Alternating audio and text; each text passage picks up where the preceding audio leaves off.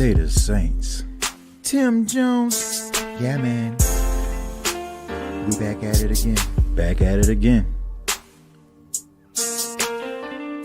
Y'all know y'all weren't gonna make the playoffs, right? Man, they knew they weren't gonna make the playoffs. But go on Saints home, man.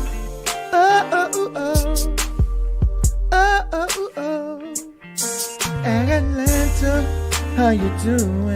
I can't describe what you probably got on your mind tonight.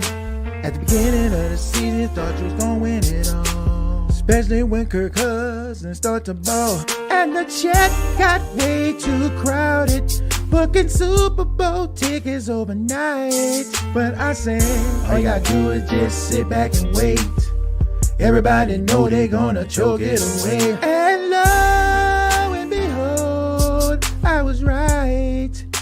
Yeah, cause deep down inside, you know they gon' change their mind. They fan base impatient, their allegiance is frozen flaky. Tell all your friends, please tell your friends that Atlanta missed the playoffs again. I know the Saints are on the couch, but they got friends. Tell all your friends, please tell all your friends that Atlanta missed the playoffs again. Atlanta missed the playoffs again.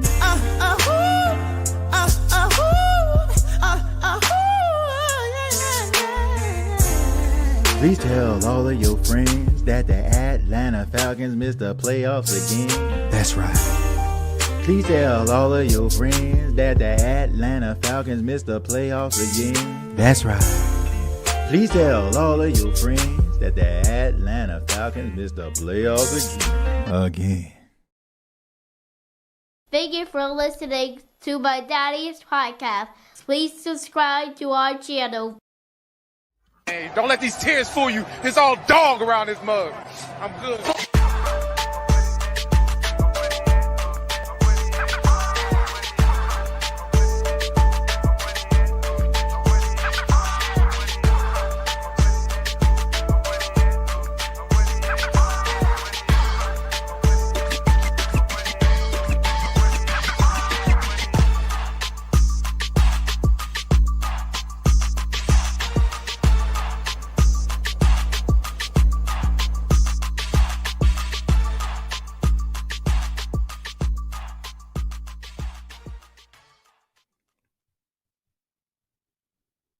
Hey, what's going on, Who Dat Nation? It is yours truly, Timothy J. Jones. And yes, I am the host of the State of the Saints podcast. And thank you all so much for checking out the State of the Saints podcast, where we talk New Orleans Saints. Shouts out to everybody here. Shouts out to everybody in the chat, whether you're listening on the go or you're at the gym, at work, wherever you are, wherever you may be. Thank you so much. On this edition, we're going to be talking a little bit about the Saints' regular season, putting a cap on that, giving our final thoughts on the Saints' final game of the season, and also where do the Saints go from here? I mean, there's a lot of unanswered questions. Of course, we're going to get some answers to some of the questions that we have coming up really, really soon, and I think it's going to start with the head coaching hire. We know that as of right now, upon the making of this video, the Saints have asked to interview offensive coordinator of the Buffalo Bills, Joe Brady, as well as offensive coordinator of the Philadelphia Eagles, Kellen Moore. Now, there was a report that said that the Saints were requesting an interview with Stanford head coach David Shaw, but that was shot down by Nick Underhill. So we can go ahead and knock David Shaw off of the list. So as of right now, only 2 names are official as of right now, according to some league sources there. But, you know, I don't think that it's going to end with those 2 individuals. Of course, Kellen Moore, once again, he's the offensive coordinator of the Philadelphia Eagles, but he has been offensive coordinator of the Dallas Cowboys, the Los Angeles Chargers. And, you know, I can remember Kellen Moore is so crazy that we even talking about him being a possible head coaching candidate. I mean, I can remember Kellen Moore when he was at Boise State being a quarterback. I want to say he was the guy who came after Zach Zabransky, you know, the star quarterback that led the Boise State Broncos to the Fiesta Bowl championship against Oklahoma. Man, it was one of my favorite college football games of all time. And of course, you know, he spent some time in the NFL, spent a couple of years with the Detroit Lions, as well as the Dallas Cowboys as their quarterback. But, you know, Kellen Moore, to me, you know, I get into that a little bit later. Of course, we know Joe Brady. A lot of us know Joe Brady from his time with the LSU Tigers. A lot of people were giving him credit for the offense, that classic 2019 LSU offense that broke all kind of records, that led Joe Burrow to the Heisman Trophy. Justin Jefferson, Jamar Chase, Terrence Marshall, Thaddeus Moss, Clyde Edwards-Helaire. The list goes on and on. I mean, that offensive weaponry was at Joe Brady's disposal. But, you know, a lot of people feel like Joe Brady may got a little bit too much credit. Of course, he wasn't the offensive coordinator of the LSU Tigers, but a lot of people feel like he was the mastermind. But he got an opportunity to be the offensive coordinator with the Carolina Panthers, and that did not work out. He stepped away for a little while, and then all of a sudden Ken Dorsey gets fired by the Buffalo Bills, and he replaces him, and now he is there with the Buffalo Bills. Now, this could be one of those cases, once again, where just like he wasn't the offensive coordinator calling the plays at LSU, he's getting the credit in Buffalo, because we all know that Buffalo has one hell of a quarterback in Josh Allen, and we know that Josh Allen has proven that he is MVP caliber even when Joe Brady was not around. Look, these 2 guys, the only thing I feel like that they have going for them in this case is that they're young. Kellen Moore is 36 and Joe Brady is 35. So you have 2 young guys that probably have a lot of energy, that can be extremely relatable to some of your younger talent. But at the same time, you know, I don't think that either one of these guys are the answer. I'll start with Kellen Moore. Now, Kellen Moore was the offensive coordinator with the Dallas Cowboys, but, I mean, he was let go. And, you know, then he goes to the Chargers, and then he's let go again. And then he goes to Philadelphia, and now all of a sudden Philadelphia is in the playoffs, and everybody's looking at him like he's the golden boy. But I feel like, once again, that's one of those situations where, you know, you got Saquon Barkley. Saquon Barkley has always been a really good running back. You know, he was just kind of floundering and dealt with injuries in New York. So this is one of those guys to me that just seems like he's in the right place at the right time. You know, Dak Prescott, say what you want to say about him, but he's still a talented quarterback in his own right. You go from him to Justin Herbert. Justin Herbert, a really talented quarterback in his own right. And then you go with Jalen Hurts and the Philadelphia Eagles, who have one of the best offensive lines in football. And anybody that back there, it seems like they can get 1,000 yards. So it just kind of reminds me of that Denver Broncos team.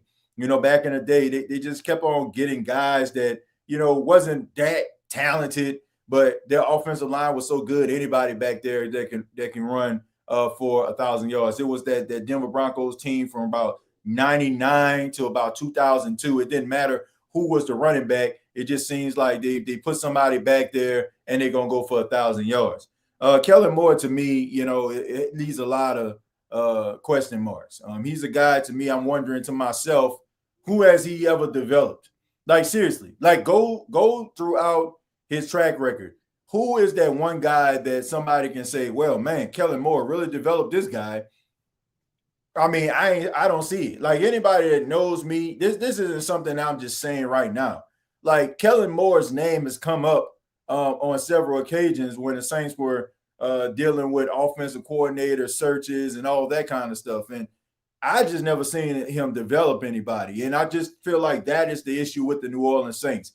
The New Orleans Saints need to find a coach that checks the boxes. They need somebody that, number one, knows what they're doing. Number two, that's a leader of men. And number three, is able to develop talent, because I feel like that has been the issue with the New Orleans Saints. You know, I think it's going to take more than that to appease this fan base. You got to be able to find a coach that's going to be able to develop talent. And once you find that coach that can develop talent, I feel like that is going to get you where you need to be. But I don't think that Kellen Moore is the guy. And then on top of that, I just feel like he kind of has that passive approach. You know, when I look at him, he doesn't really strike me as a guy that's going to rule with an iron fist. It sounds like, you know, if things start to go awry, he might be a little bit of a pushover. I mean, I don't know. I mean, body language and the way somebody looks can be deceiving. But, you know, I just feel like maybe that's just not the answer. You know, this team needs something a little bit more stronger. You know what I'm saying? Like they need something a little bit more, I guess, definite, especially dealing with these situations. I mean, right now, you're dead last. You finished the season dead last in the NFC South. And if you look at around the NFC South, you can laugh all you want to. And, you know I made that song about the Atlanta Falcons in the beginning, you know, but at the end of the day, Michael Penix looks as advertised. Bryce Young, God bless that brother. I mean, the scrutiny that he endured, and people are talking about him and saying he was a bust and saying that the Carolina Panthers wasted their pick. I'm just wondering, where the hell are those people right now? I haven't heard a Bryce Young apology yet. That's sad right there, right? We want to yell from the rooftops and we want to like and share, and we want people to post all our videos about how this guy isn't the guy and how we need to get people to listen to us about our takes. But nobody seems to apologize when they get things wrong. Like, I haven't heard that yet. It's almost like when Jamar Chase first got into the league, right? Everybody was talking about him dropping passes, and they were, talking about the difference between a college football and an NFL football. And then all of a sudden, Jamar Chase started catching everything. And now, as of right now, he's the Triple Crown winner, which is a guy who has led the league in catches, yards, and touchdown from the wide receiver position. Nobody seems to be remembering the things that they said about Jamar Chase. Nobody seems to be remembering the things that they said about Bryce Young, but I digress. And then also the Tampa Bay Buccaneers with Baker Mayfield. Like I said, man, if you look around the NFC South, we can make jokes, we can crack jokes all day and night, but it seems like these teams have found their young future quarterback, and the Saints are floundering. People are saying that there are reports going around about Derek Carr. Derek Carr says he feels very comfortable in knowing that, or believing that the Saints will keep him. Look, that's another story for another day. All I know is, if I'm looking around the NFC South, the Saints got the worst quarterback position in the South. Like, for real, when it comes to on the trajectory, right? Baker Mayfield is still young. He can get better. Bryce Young is young. He can get better. Michael Penix is young. He can get better. Derek Carr is who he is and what he is. And I think that we all just have to accept that. So hopefully the next coach that comes in, can be able to make some sense out of this. If the Saints want to roll with Derek Carr in 2025, then let's come up with a game plan that we can actually maybe get the ball out of his hands a little bit more. I think that the Saints were kind of going in that direction. They wanted to put more emphasis on the run. The problem is everybody and their mama got hurt. So you're going to have to figure some things out. Me personally, I mean, I don't think that you need to roll with Derek Carr in 2025, but that's just me. People are saying, the Saints didn't win a game with Derek Carr. They got these backup quarterbacks. They couldn't win. But at the same time, what are you actually winning, right? I mean, that's not going to appease the fan base if you win 7 games and miss the playoffs, 8 games and miss the playoffs, nine games and miss the playoffs. Like, what are we playing for? Are we playing just to keep our sanity and just to keep some behinds and seats and keep the popcorn and a peanut sales going? Or are we trying to actually win something? To me, if you want to win something, it's cutting your losses and accepting the fact that you're not going to win with Derek Carr. And I'm okay with that. I'm willing to have the patience as long as what they're doing makes sense. If I look at the Saints and they go into the season with a young quarterback like Spencer Rattler or get one of these other journeyman quarterbacks to start, I understand that more than likely this season isn't going to be what it needs to be. But me personally, this is what I would do. I would get rid of Derek Carr. I would move on from him. I would eat the cap. And I would probably sign somebody like, I don't know, Justin Fields. Like Justin Fields to maybe like a 1-year deal. Justin Fields floundering around Pittsburgh. I thought he showed a little promise before Russell Wilson got out there. But I'll probably sign him to a 1-year deal. Sink or swim. If it works out with him, fine. If it doesn't, then guess what? You got yourself probably some pretty good draft position where you can actually draft another quarterback. Yes, I'm saying that because not that I'm giving up on Spencer Rattler. He just, you can't go into the season uncertain. So you want to go with a little bit more of a sure thing. Now, if Spencer Rattler comes in and he's a better version of himself and he competes and let's just say he beats out Justin Fields or something like that, that'll be an interesting conversation for the future. But you will have somebody that's young, that's promising. Let's just say, for example, Justin Fields come here, lights it up, and plays really, really well. Then guess what? You could probably find yourself with a guy that you can maybe have, for the next couple of years. Like Justin Fields young enough to actually be that. But I am not in no way, shape, or form committing to any quarterback whatsoever, right? Especially if it's not the quarterback that I feel very comfortable being the face and the leader of my franchise for years to come. But that's just the way that I would roll. I will allow Derek Carr to go, and I would try to find somebody, like I said, young or somebody that doesn't cost as much, that's probably trying to prove it themselves, kind of similar to what Sam Darnold did in Minnesota. Sign him, let him go out there and prove it, and, he can test the free agent market, or, we can have a conversation as to we can bring him back or not. But I am not trying to roll with the New Orleans Saints in 2025 the way they looked in 2024.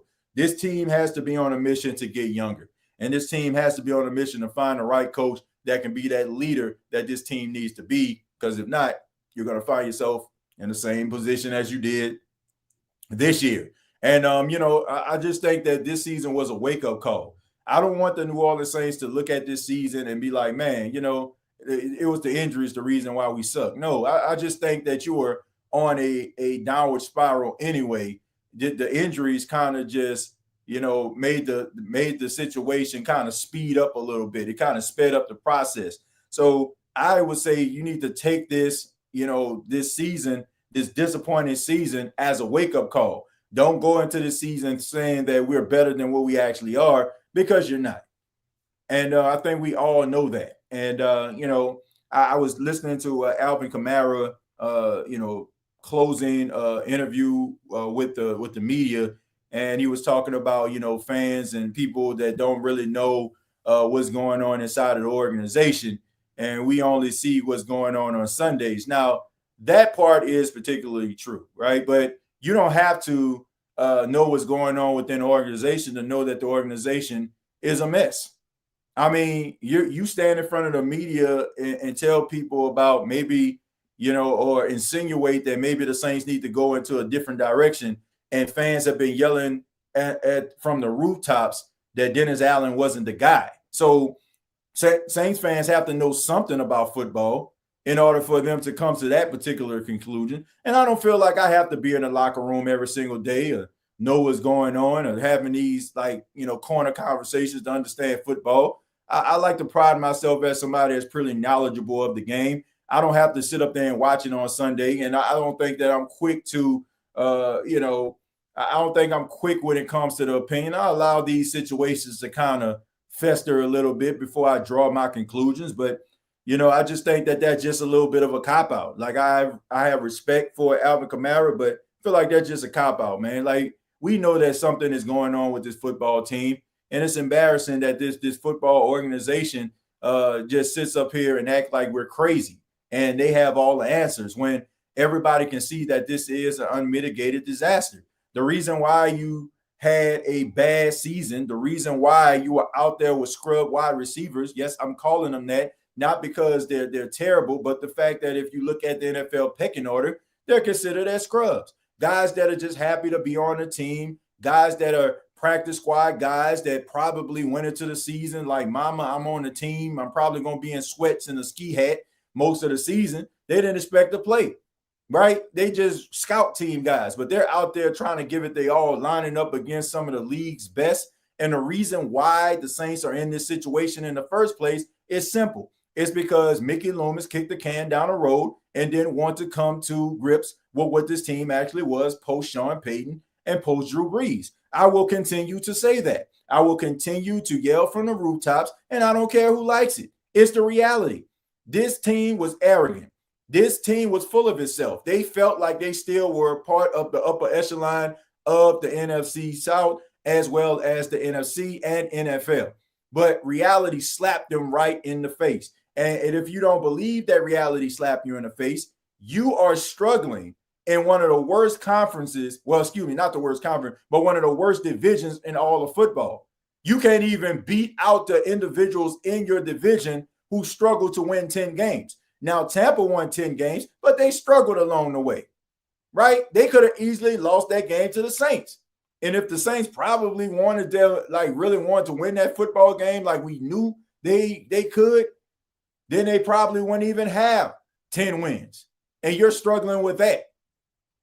So I just think that this season was a reality check.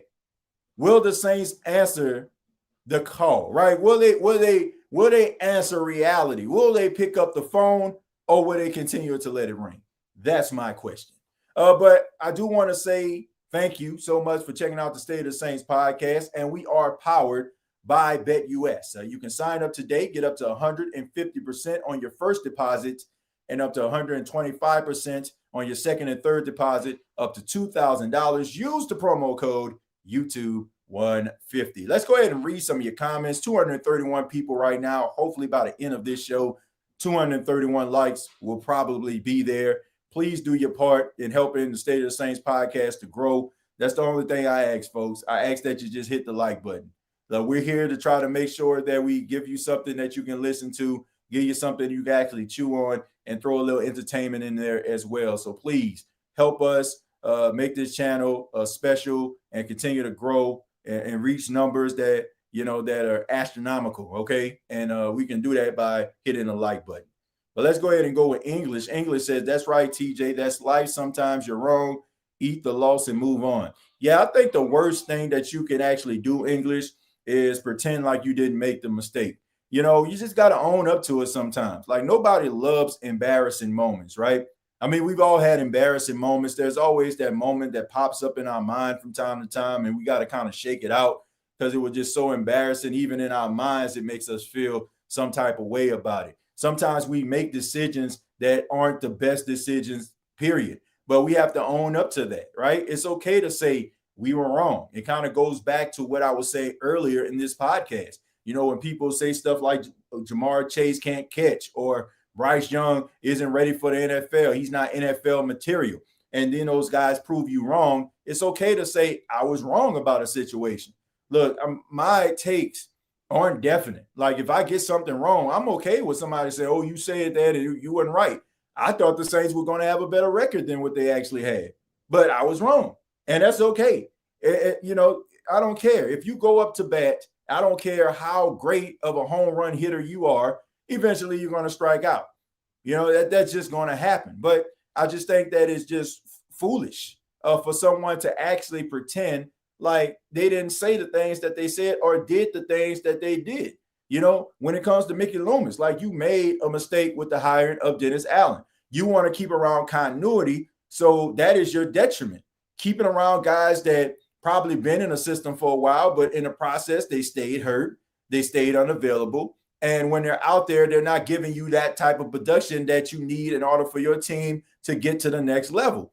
But you keep them around because, one, you drafted them in an X round, right? First round or second round, and you don't want to look like you're insane. But as time goes on, everybody can see that it was a mistake.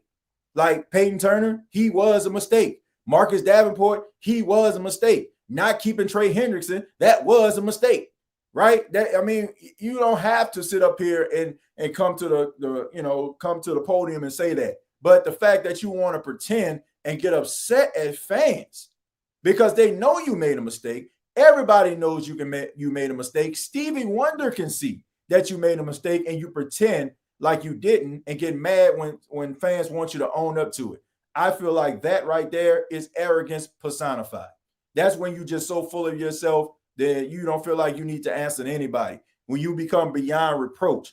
And Mickey Loomis needs to be extremely careful because he's starting to disconnect from fans. Like, fans used to give him the benefit of the doubt. They had a level of respect for him for putting things together. But right now, it just seems like he's at war with the fan base. And, saying stuff like, people don't know what they're talking about and this is ridiculous. And like the media is just out for Mickey Loomis. That's just not the case. The media writes based on what they actually see and the direction that the team is going in. And you can't get mad because they don't want to feed you fluff all the time. And they want to sing your praises, especially when you are having a bad outing.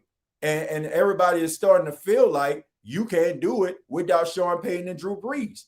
Like, I think that Mickey has to make the Saints successful post Sean Payton and Drew Brees. Because if he doesn't, then he's going to forever be looked at as the guy that just got lucky. The guy who went to the corner store and bought the quick pick. And it just so happened those numbers on that quick pick won him the jackpot. Because right now he's going back to the corner store feeling like he's lucky, and that's going to happen for him every time. And he's just burning money, literally and figuratively. I want to say thank you to David. David, thank you very much for the $5. Says, I will always give props and love to Mrs. Benson for going over Mucky Loomis. I guess you mean Mickey, or it could be Mucky. Loomis' head and firing Dennis Allen.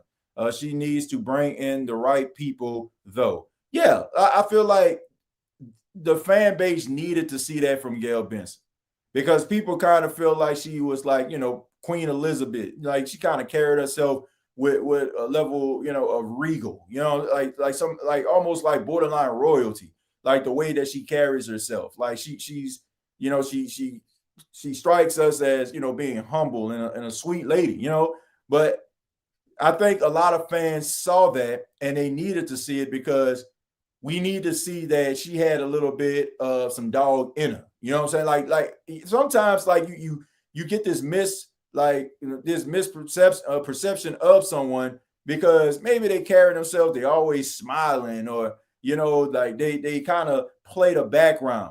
Yeah, I mean, I know I got some soft-spoken people that's probably watching this right now, probably don't say much. So people probably just think, maybe I can push them over a little bit. And sometimes you gotta, pop out and show them. Seriously, like I'm not even just saying this as a joke. Like sometimes you gotta show people that you could bring the smoke if you want to, but you decide that's just you. But they got some dog in me. You feel me? That is what we needed to see from Mrs. Benson. And I think it's a good thing that she actually showed that because it made Saints fans more comfortable, right? It's like, because we know that Mickey Loomis more than likely was going to allow this thing to keep going. And that just shows you the disconnect between Mickey Loomis and these players because he really felt like what was going on with this team was the fact that this team was decimated by injuries. Now, that there's some validity behind that, but it also was incorporated by those guys didn't seem like they really wanted to play for Dennis Allen. And it didn't seem like Dennis Allen had those guys' best interests at heart because, maybe Dennis Allen was feeling the pressure and he needed to perform. He understood that he was on a hot seat.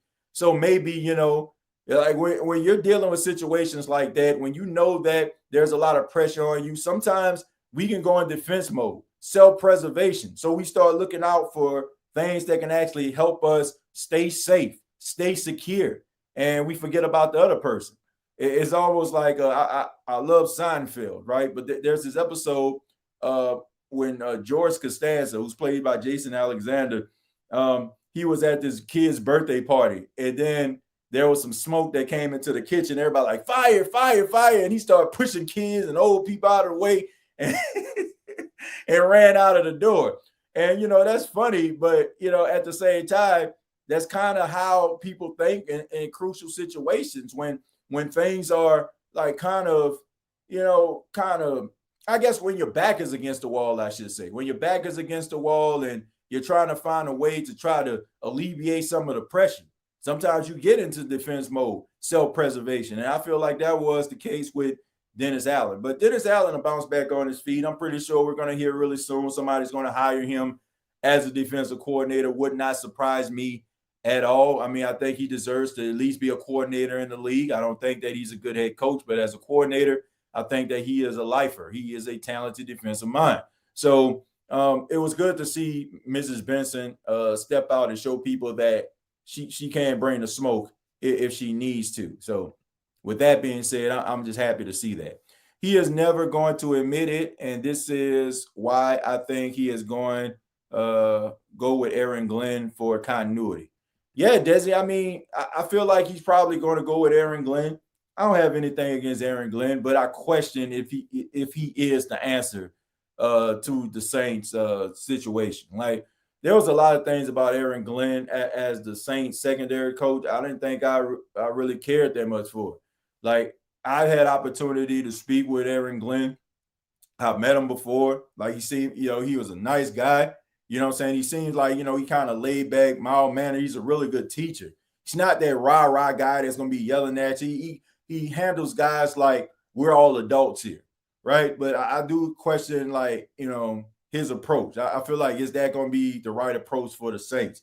When he was the secondary coach, there was some issues with the Saints players not being able to turn their heads around. There were penalties galore, especially when it comes to pass interference. Now, you can say in Detroit, like, some of those things have gotten better, but I still don't think that it's the answer. And I also think that it's not really fair to Aaron Glenn because, Aaron Glenn is not really getting a fair shake here in New Orleans because New Orleans has so many issues financially and player-wise.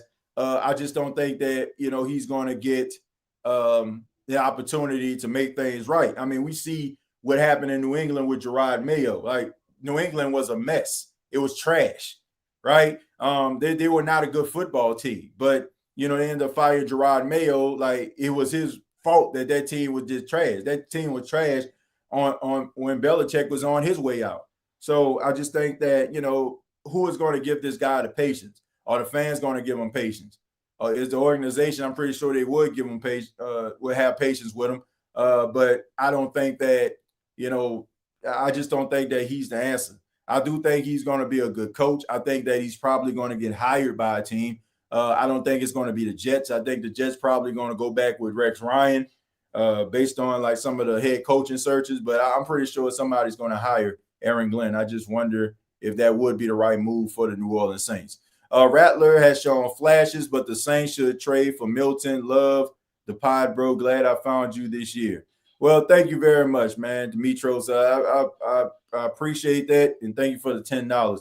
Yeah, man, I like Milton, man. I mean, with New England, I watched a little bit of the game on yesterday. His ability to be able to move around in the pocket, and he is an exciting guy. He made some plays, and he was doing that in preseason, and he did make it interesting and had people wondering, like, man, we need to be concerned about Drake May. And honestly, Drake May started to play better as the season progressed. But I don't know, man. I do think that the Saints definitely need to get themselves a young quarterback, that can be able to compete with Spencer Rattler. But I'm pretty sure based on this organization's track record and who they are, they're probably going to roll with Derek Carr in 2025. And to be quite honest with you, I don't think anybody wants to see that. David, thank you very much for the $5. He says, I'd rather have Mike Vrabel as the new head coach, but I think Robert Kraft and the Patriots are going to hire Vrabel since they just fired Gerard Mayo. They fired Gerard Mayo to hire Mike Vrabel. I'm going to say that again. They fired Gerard Mayo to hire Mike Vrabel. We've seen this before. It was the same thing with Brian Flores. They fired Brian Flores to hire Mike McDaniel. Like, that's just what it is. Like, we know that Mike Vrabel, he has ties to the New England Patriots during his time that he played there. And it's no secret that Mike Vrabel said among league circles, and I'm just saying this based on sources, that he wanted to be the coach of the New England Patriots. That's what he wanted. He wanted to be with the Patriots, and that's going to happen.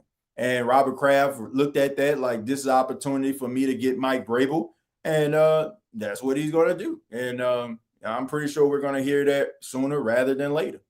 They're probably going to act as if they're looking for another person, but we all know what they're going to do. Mrs. Benson and Loomis, let the Mannings take over. They have a revenue and get good success, coach and creative young wise.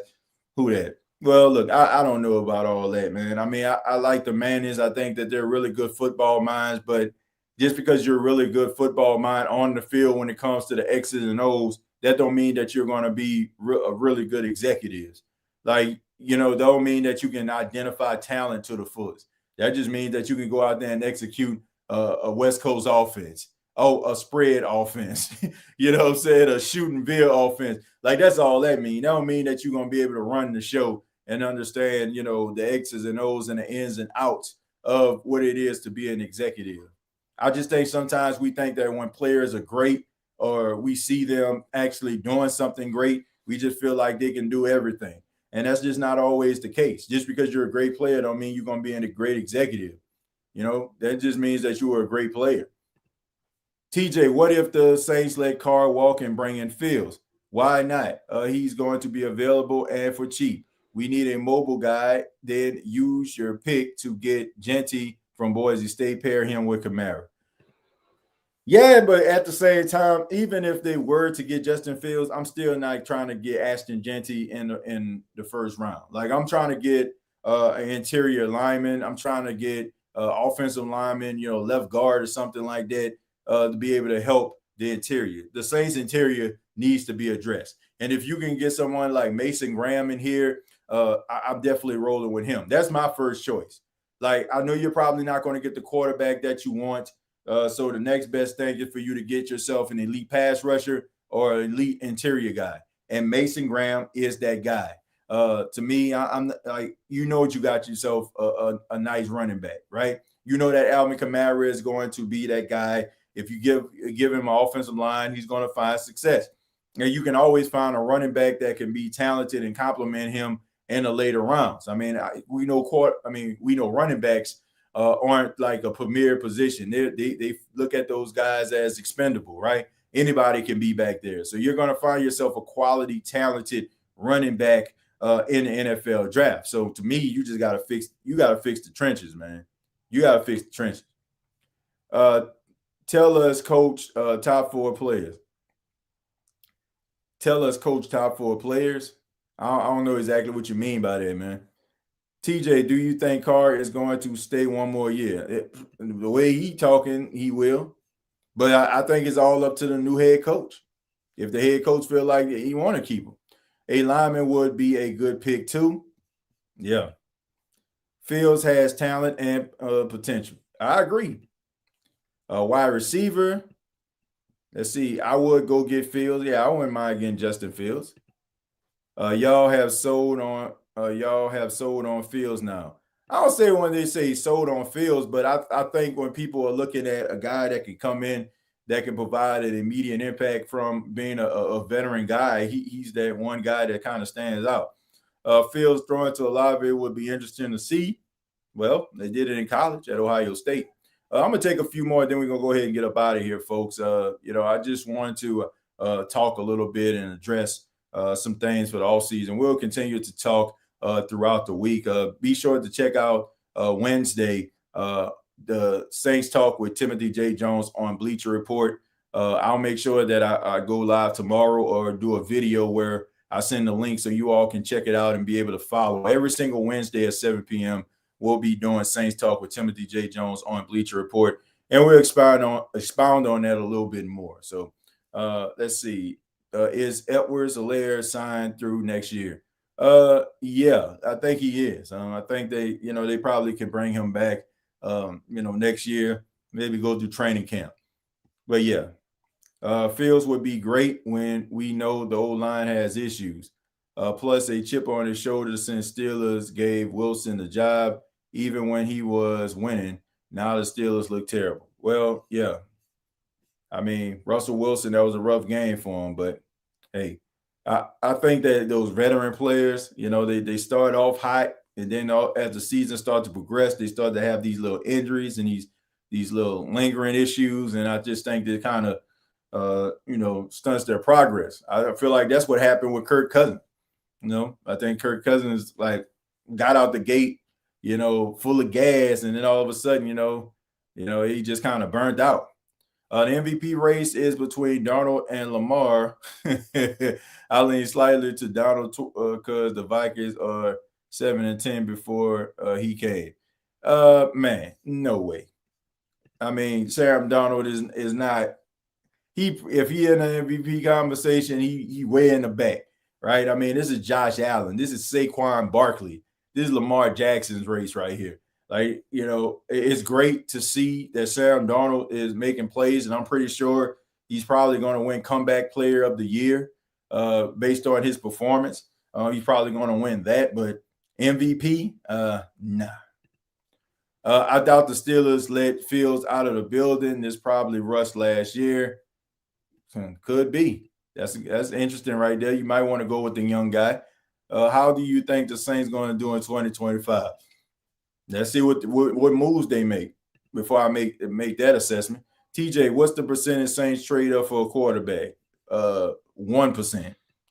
Oh, you got to give them at least that. In this day and age, you need a dual threat quarterback. I agree. And think bigger than Justin Fields, y'all. Damn. I mean, look, you can talk about thinking bigger than that, but man, Drew Brees ain't walking through that door, bro. Like, we can think bigger, but at the same time, like, you got to find ways to be competitive.